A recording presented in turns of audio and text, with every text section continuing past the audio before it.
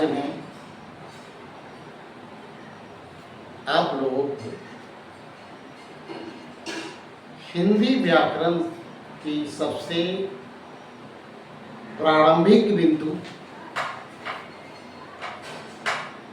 हिंदी व्याकरण के वर्ण के विषय में कुछ बतलाऊंगा कि वर्ण उस मूलध्वनि को कहते हैं जिसका खंड या टुकड़ा नहीं किया जा सकता। जैसे क को हम दो भाग में नहीं बांट सकते,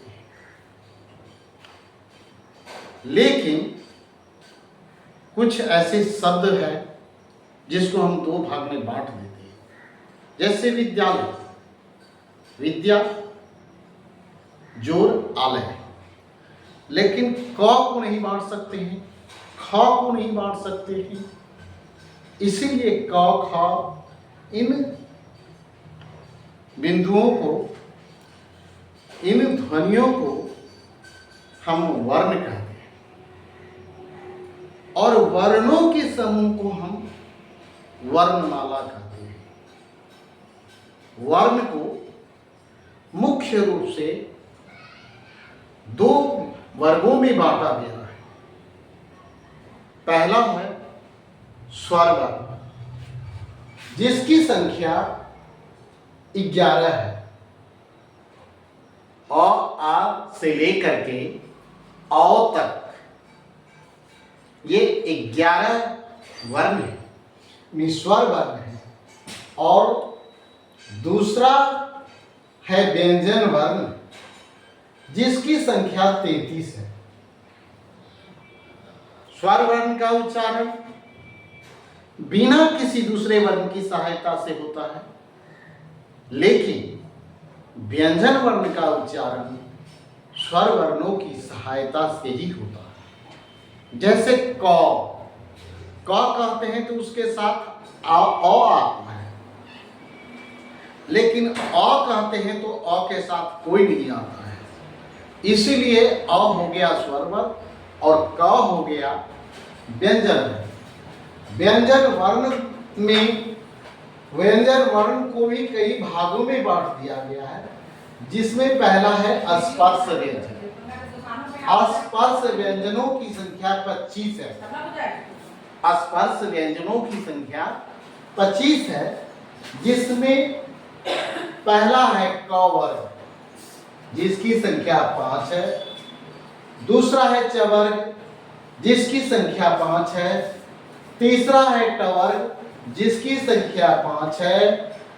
चौथा है त वर्ग, उसकी भी संख्या 5 है। और अगला है प वर्ग, जिसकी संख्या भी 5 है।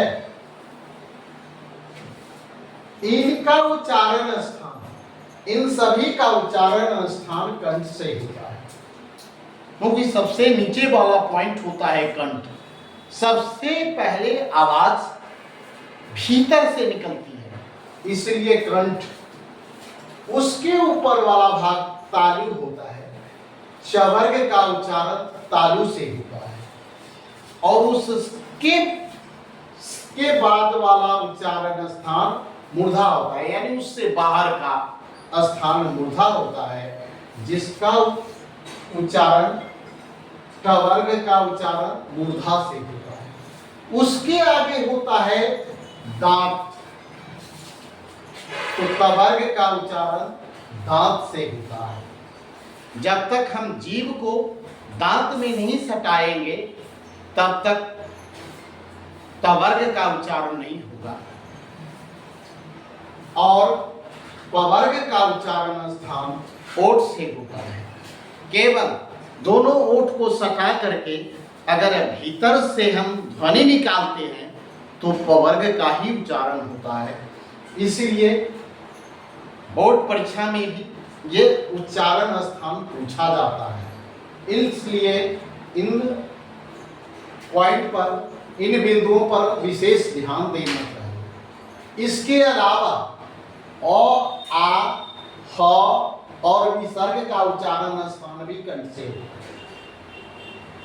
य, तालाबी स और ह्रस्व ई दीर्घ ई का उच्चारण स्थान तालु से होता है। तालव्य स, उसके बाद मूर्धन्य स, उसके बाद दंत स, ये तीनों क्रम से है। तो तालव्य स का उच्चारण तालु से, मूर्धन्य स का उच्चारण मूर्धा से, दंत स का उच्चारण दांत से होता है। र का और री का उच्चारण मूर्धा से, ल का उच्चारण दांत से और उ और दीर्घ उ का उच्चारण ओठ से। उसके बाद है अंतस्थ व्यंजन। स्पर्श व्यंजन 25, अंतस्थ व्यंजन 4 होता है। य, र, ल, व।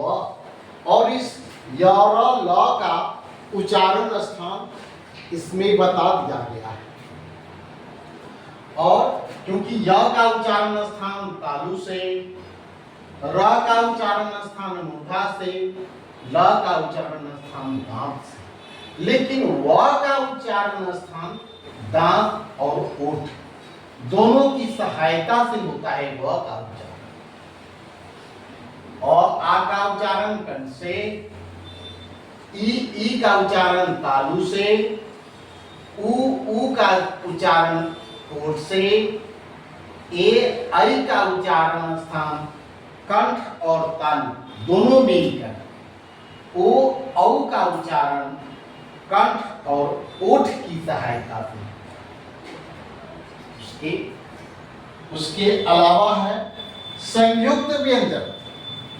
संयुक्त व्यंजन है 6 जो क और स के मिलने से बना है।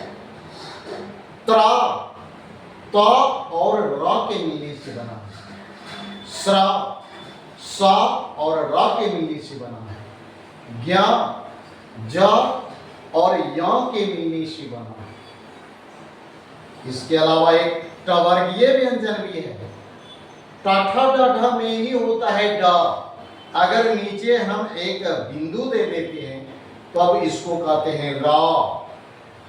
और ढ के नीचे अगर बिंदु दे देते हैं तो इसको कहते हैं ढ। यानी इसमें र कुछ मिक्स है। और ये पांचों वर्ग का अंतिम वर्ण अंग य, न, न और म ये सभी नासिका वर्ण है। यानी कि इसका उच्चारण नासिका से होता है। इसके अलावा है एक अनुस्वार और विसर्ग। ये हो गया अनुस्वार, जिसके ऊपर एक छोटे से बिंदु दे देते हैं किसी अक्षर के ऊपर, और इसको कहते हैं विसर्ग, जिसका उच्चारण ह होता है। और इसके अलावा एक और चिन्ह होता है इस तरह का, किसी वर्ण के नीचे इस तरह का देते हैं तब इसको कहते हैं हलंत। जब यह किसी वर्ण के नीचे अगर ऐसा हो जाता है, यह स्वर वर्ण के साथ नहीं होता है, यह व्यंजन वर्ण के ही साथ होता है। और व्यंजन वर्ण के साथ जब इसका माने इसको लिख दिया जाता है तो वह शुद्ध व्यंजन होता है, यानी उसमें से स्वर हट जाता है।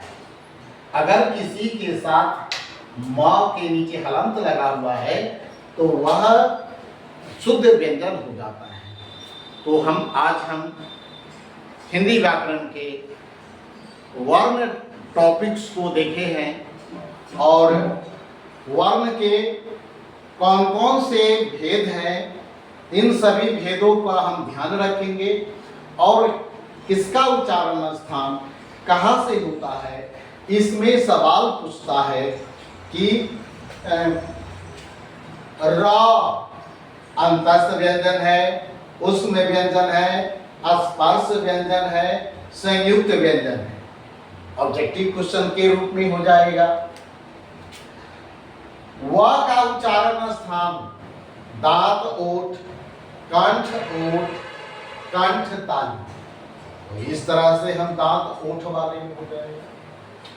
प का उच्चारण स्थान ओठ, दांत, मूर्धा, तालु, कंठ, तो ओठ से हो जाए।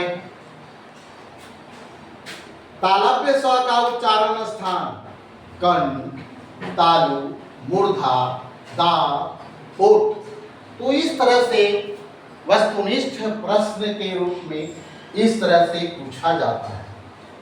एक दो सवाल निश्चित रूप से रहता है, इसलिए हम अगर अभी से ही ध्यान देकर के इस पर पढ़ेंगे, ध्यान देंगे, तो बोर्ड परीक्षा में यह बिल्कुल लगेगा आसान, और यह अधिक मेहनत का नहीं है।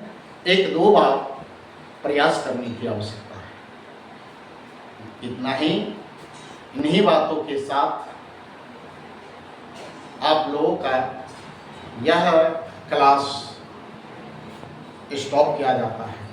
जय हिंद, जय भारत।